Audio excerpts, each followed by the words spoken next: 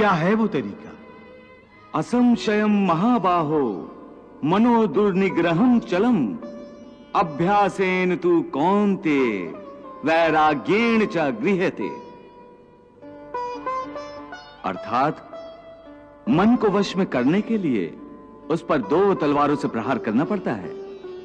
एक तलवार अभ्यास की है और दूसरी तलवार है वैराग्य की। अभ्यास और वैराग्य? हां, अभ्यास और वैराग्य। देखो अर्जुन, अभ्यास का अर्थ है निरंतर अभ्यास। मन को एक काम पर लगा दो, वो वहां से भागेगा, उसे पकड़ कर लाओ, वो फिर भागेगा, उसे फिर पकड़ो। ऐसा बार बार करना पड़ेगा। जैसे घोड़े का नवजात शिशु एक क्षण के लिए भी स्थिर नहीं रहता, क्षण क्षण में इधर उधर फुदकता रहता है।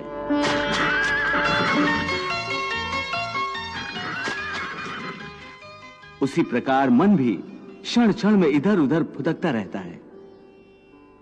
एक चंचल घोड़े की तरह मन भी बड़ा चंचल होता है, और ऐसे चंचल मन को काबू करना उतना ही कठिन है जैसे किसी मुंहजोर घोड़े को काबू करना।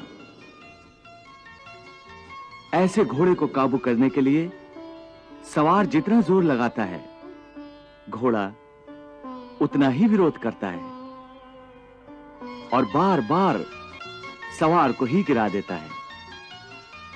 परंतु यदि सवार दृढ़ संकल्प हो तो अंत में वो उस सरकश घोड़े पर सवार हो जाता है। बस फिर वही घोड़ा सवार के इशारे पर चलता है। उसी प्रकार मन को भी नियंत्रण की रस्सी में बांधकर बार बार अपने रास्ते पर लाया जाता है, तो अंत में वो अपने स्वामी का कहना मानना शुरू कर देता है। इसी को कहते हैं अभ्यास की तलवार चलाना। जब अभ्यास की तलवार से ही मन ठीक रास्ते पर आ जाए, फिर वह दूसरी वैराग्य की तलवार की क्या आवश्यकता है? उसकी आवश्यकता इसलिए है कि एक बार ठीक रास्ते पर आ जाने के बाद मन फिर से उल्टे रास्ते पर न चला जाए, क्योंकि उल्टे रास्ते पर इंद्रियों के विषय उसे सदा ही आकर्षित करते रहेंगे।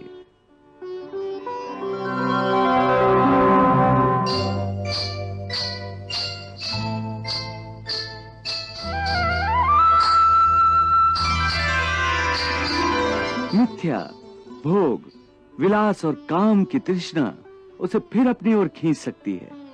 इसलिए मन को यह समझना जरूरी है कि वो सारे विषय भोग मिथ्या हैं, असार हैं, योग माया के द्वारा उत्पन्न होने वाले मोह का भ्रम है। मन जब इस सत्य को समझ लेगा तो उसे विषयों से मोह नहीं रहेगा, बल्कि उससे वैराग्य हो जाएगा। और यही वैराग्य की तलवार का काम है कि वो विषयों के मोह को काट के मन को सन्यासी बना देती है।